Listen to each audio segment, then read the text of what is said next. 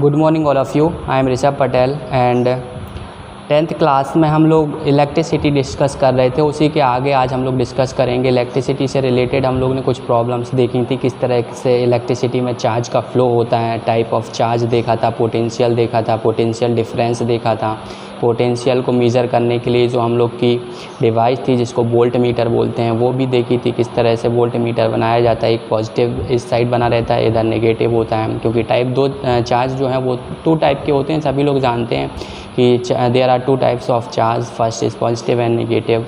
और इससे रिलेटेड जो भी प्रॉब्लम थी हमने पिछले वीडियो में डिस्कस किया था। इस वीडियो में हम लोग देखेंगे कि सर ओम्स जो थे, जिन्होंने हमको रेजिस्टेंस, पोटेंशियल डिफरेंस और करंट में रिलेशन बताया था। सर ओम जो थे इलेक्ट्रिसिटी में इनका बहुत इंपॉर्टेंट रोल रहा, जिसको हम लोग कभी भूल नहीं सकते। इन्होंने कई ऐसे रूल और ला दिए जो आज भी जिस पे बेस पे हम लोग बहुत सारी यूज़फुल वर्क और एक्सपेरिमेंट करते हैं, जो बिल्कुल सही जाते हैं, सही डायरेक्शन में। इन्होंने हम लोग को बहुत सारा प्रोसीड कराया इलेक्ट्रिसिटी से रिलेटेड। तो सर ओम जो थे उन्होंने एक ला दिया जिसके अकॉर्डिंग उन्होंने बताया कि एट कांस्टेंट टेम्परेचर, मतलब कि जो तापमान है वो कांस्टेंट होना चाहिए। कांस्टेंट का मतलब होता है चेंज नहीं होना चाहिए, कोई चीज़ चेंज नहीं हो रही है, no change, that means constant.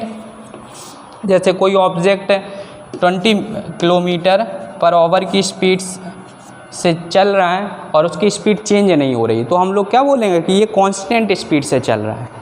Eight constant temperature the current flowing through a conductor is direct proportional to the potential difference across its and.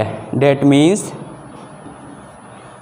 Current जो है वो डायरेक्टली प्रोपोर्शनल किसके है, potential difference. That means I is equal proportional, ये proportional का sign होता है। जैसे प्रोपोर्शनल का सीधा सा मतलब ये होता है कि कोई ऑब्जेक्ट, जैसे यहाँ पे 2 पर्सन हैं, 2 पर्सन हैं, बोला जाए कि इसका नाम R से है और इसका नाम S से है, सपोज डेट। तो कह रहा है कि R प्रोपोर्शनल S है। इसका मीन ये है कि अगर R की वैल्यू बढ़ेगी तो S की वैल्यू ऑटोमेटिकली बढ़ जाएगी, क्योंकि उसके वो प्रोपोर्शनल है। प्रोपोर्शनल का मतलब यही होता है कि अगर एक कोई ज़्यादा हुआ तो दूसरा ऑटोमेटिक क्या हो जाएगा, ज़्यादा करना पड़ेगा, तभी प्रोपोर्शनल होगा।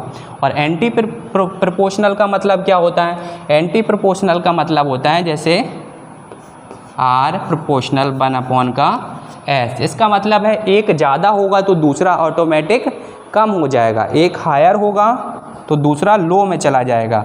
और प्रोपोर्शनल का मतलब होता है दोनों हायर होंगे, अगर एक हुआ तो दूसरा भी हो जाएगा, अगर एक लो हुआ तो दूसरा भी लो हो जाएगा। और एंटी प्रोपोर्शनल का अगर एक हाई हुआ तो दूसरा लो होगा, और दूसरा लो हुआ तो पहला अगर लो हुआ तो दूसरा हाई हो जाएगा, पहला हाई हुआ तो दूसरा लो हो जाएगा। ये प्रोपोर्शनल और एंटी प्रोपोर्शनल का मीन्स होता है, जो सभी को समझ में आ गया होगा। अब आते हैं सर ओम का जो ला था उस पर बात करते हैं। तो at constant temperature the current flowing through a conductor is directly proportional to the potential difference. Potential difference जो कि PD मैंने बोला था, शॉर्ट में लिखना चाहें तो लिख देते हैं, बाकी एग्जाम में ये वर्ड यूज़ नहीं करेंगे। Difference across its end, that means I proportional V proportional I, V is equal to RI। अगर हम लोग इसको उस साइड ले जाएंगे तो B/I is equal to R।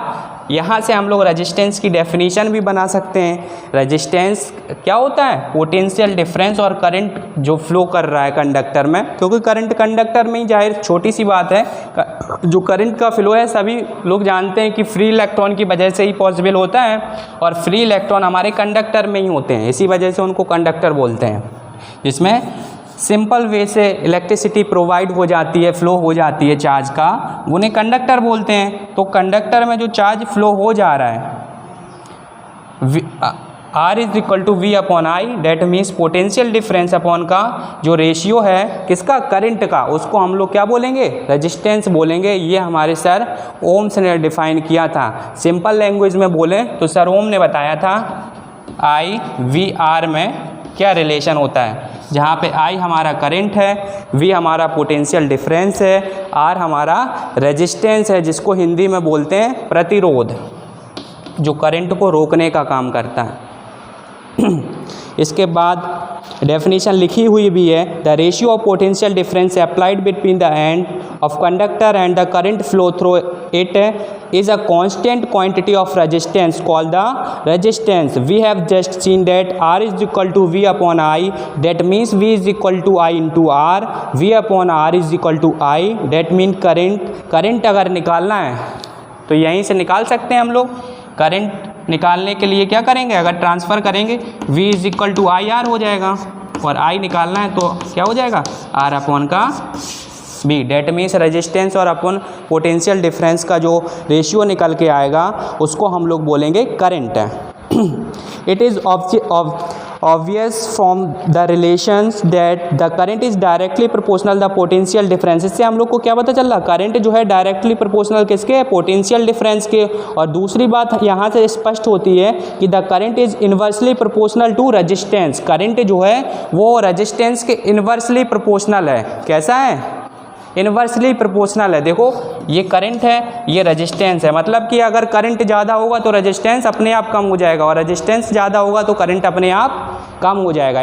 यहाँ पे मैंने बता दिया इन्वर्सली या एंटी प्रोपोर्शनल का मतलब क्या होता है। एक ही वर्ड होता है, इन्वर्स प्रोपोर्शनल या फिर एंटी प्रोपोर्शनल। जैसे कि मैंने बताया था ए बी दो पर्सन हैं, अगर ये इन्वर्स प्रोपोर्शनल है तो इसका मतलब ये होगा अगर ए की वैल्यू बढ़ेगी तो बी की वैल्यू ऑटोमेटिक क्या हो जाएगी, कम हो जाएगी। और प्रोपोर्शनल का मतलब ये होता है कि अगर ए की वैल्यू बढ़ेगी तो बी की वैल्यू ऑटोमेटिक इंक्रीज हो जाएगी। That means proportional and anti proportional या inverse proportional.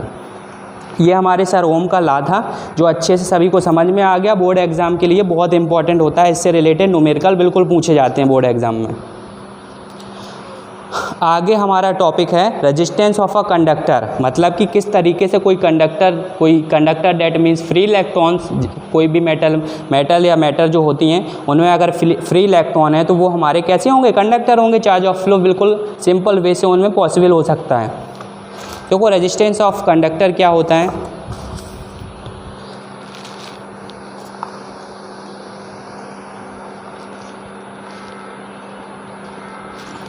The electric current is a flow of electrons through a conductor. सभी लोग जानते हैं जिनमें करंट का फ्लो हो रहा है उनमें इलेक्ट्रॉन फ्लो करेंगे तभी करंट पॉसिबल है।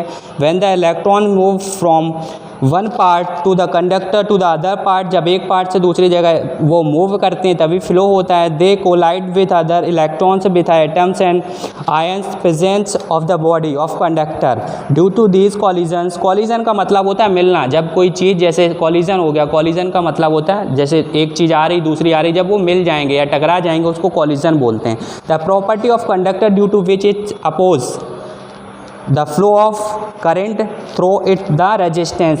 सीधी सी बात है, जो करंट फ्लो का अपोज करता है यानी कि करंट के फ्लो को जो रोकने का काम करता है उसको हम लोग क्या बोलते हैं, रेजिस्टेंस बोलते हैं। अगर रेजिस्टेंस बढ़ेगा तो करंट का फ्लो कम हो जाएगा, करंट का फ्लो बढ़ाना है तो रेजिस्टेंस को हम लोग को कम करना पड़ेगा। The resistance of conductor is numerically equal to the ratio of potential difference across its end to the current flowing through its, that is resistance is equal to V upon I। जैसा कि ओम ने proof किया था, I is equal to R upon V या V I is equal to R।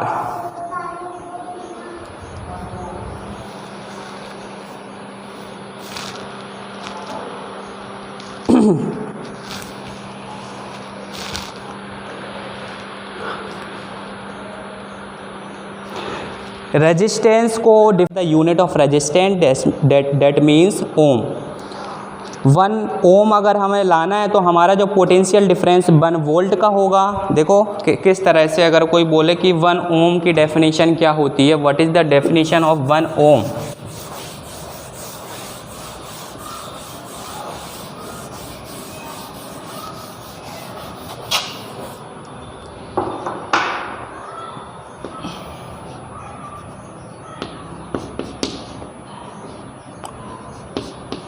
I is equal to R upon V होता है या फिर R is equal to I into V।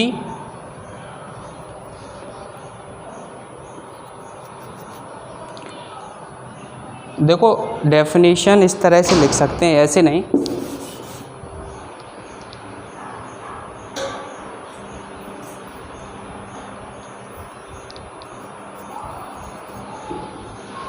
ये चीज़ V is equal to I R, यहीं तक ठीक थी। V is equal to I R होता है, सभी लोग जानते हैं। रेजिस्टेंस की डेफिनेशन निकालने के लिए हम लोग क्या करेंगे, R is equal to V upon क्या हो जाएगा, I, जहाँ पे V पोटेंशियल डिफरेंस है, I हमारा करंट होता है, सभी लोग जानते हैं। तो अगर हमें कोई पूछे कि R की यूनिट क्या होती है, तो ओम होती है। इसकी यूनिट जो है हमारी क्या होती है, ओम, रेजिस्टेंस की। और अगर कोई पूछे कि R जो है 1 ओम कैसे हो सकता है, R की वैल्यू या 1 ओम की डेफिनेशन क्या होती है, तो हम लोग बोलेंगे कि 1 ओम की डेफिनेशन हम लोग को निकालने के लिए हमारा पोटेंशियल डिफरेंस जो है वो कितना होना चाहिए, 1 वोल्ट का, और करंट जो है हमारी कितना, 1 एम्पियर का फ्लो हो, तो ये हमारा 1 ओम बोला जाएगा। अगर कोई पूछे what is the definition of 1 ohm, that means ratio of potential and current 1 volt ratio 1 ampere.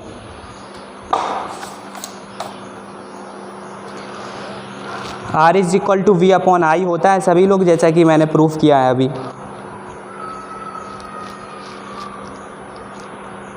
V is equal to I R, सभी लोग समझते हैं। ये सारे फॉर्मूले घुमा फिरा के एक ही बात कह रहे हैं कि V आई आर में क्या रिलेशन होता है, जो सर ओम ने डिफाइन किया था।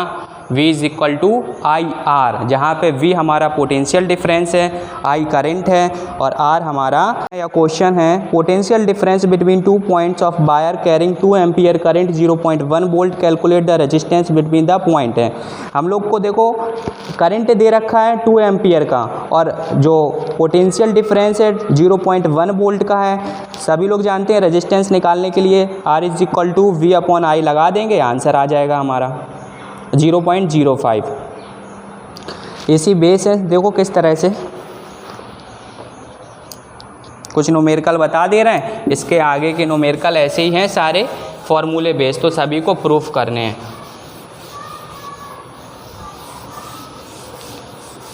अच्छे से ये समझ में आ गया होगा ओम, सर ओम का नियम जो है, या ओम्स लॉ जो है, बहुत इंपॉर्टेंट है। V is equal to I R सभी को बहुत अच्छे से समझना है, क्योंकि न्यूमेरिकल इससे रिलेटेड बिल्कुल 100% आता है बोर्ड पेपर में। देखो कह रहा क्वेश्चन कि पोटेंशियल डिफरेंस हमारा 0.1 वोल्ट है, करंट जो है हमारा सिंबल से रिप्रेजेंट कर सकते हैं न्यूमेरिकल में, I, डेट मीन्स करंट की वैल्यू हम लोग को 2 एम्पियर दे रखी है। R हम लोग को निकालना है, सभी लोग जानते हैं V is equal to I R होता है।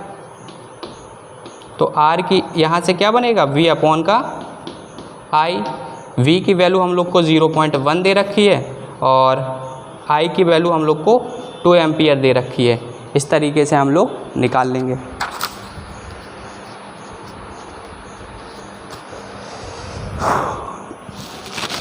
नेक्स्ट क्वेश्चन देखो, A simple electron circuit has 24 volt battery, a resistance of 60 ohms. What will be the current in the circuit? The resistance of connecting wire is negligible. Potential difference हम लोग को दे रखा है V is equal to 24 volt. इसका answer सभी लोग निकाल लेना, कितना आएगा, इस जीरो को हटाएंगे, करंट निकालना है, बिल्कुल सिंपल है। V is equal to I R होता है, V की वैल्यू कितनी है 24, I की वैल्यू हमें निकालनी है, R हमारा 60 है, तो I इज इक्वल टू हमारा हो जाएगा 24 अपॉन का 60। I की वैल्यू हमारी निकल के आएगी 0.4, सभी लोग जानते हैं, ओम। इस तरीके से ये न्यूमेरिकल सारे सॉल्व कर लेंगे। और नेक्स्ट इसके बाद देखो न्यूमेरिकल किस तरीके का है, कितने का हुआ है। इसके बाद नेक्स्ट क्वेश्चन हमारा है, an electric iron draws a current of 3.4 A from 222 V supply line. What current will be this electric iron through when connected to 110 volt supply line? सबसे पहले हम लोग को दे रखा है पोटेंशियल डिफरेंस, जिसकी वैल्यू है 220 वोल्ट, उसके बाद दे रखा है current, that means I is equal to 3.4 ampere. Resistance find out करना है, सभी लोग जानते हैं V is equal to IR, that means R is equal to हो जाएगा 64.7 ओम। अब हम लोग थस इस प्रकार the resistance of electric iron is 64.7 ohms. This resistance will now be based to find out the current drawn when the electric iron is connected to 100 volt supply line. जब इसको हम लोग 110 वोल्ट की supply line से connect करेंगे तो बोल रहा करंट कितना होगा, तो क्या करेंगे, जो 64.7 ओम जो आया उसमें 110 को डिवाइड कर देंगे। I इज इक्वल टू, इसको डिवाइड कर देंगे तो हमारा ये करंट निकल के आएगा कितना सप्लाई। अगर रेजिस्टेंस की वैल्यू दे रखी होती है, रेजिस्टेंस हम लोग ने पहले ही निकाल लिया था और बोला कि कोई लाइन निकालने के लिए जो हम लोग को करंट दे रखा होता है उसमें रेजिस्टेंस से डिवाइड कर देते हैं तो हमारा वो निकल के आ जाता है कितना करंट फ्लो करेगा, जिसको एम्पियर से।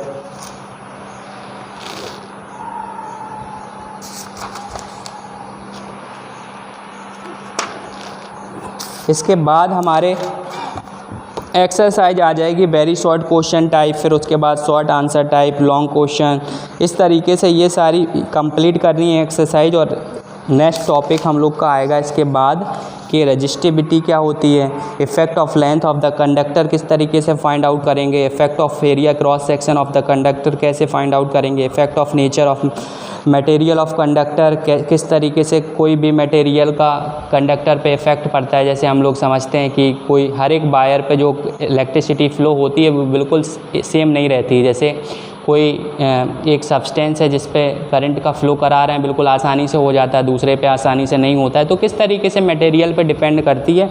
ये सारी चीज़ें हम लोग नेक्स्ट वीडियो में डिस्कस करेंगे और आज के लिए इतना ही।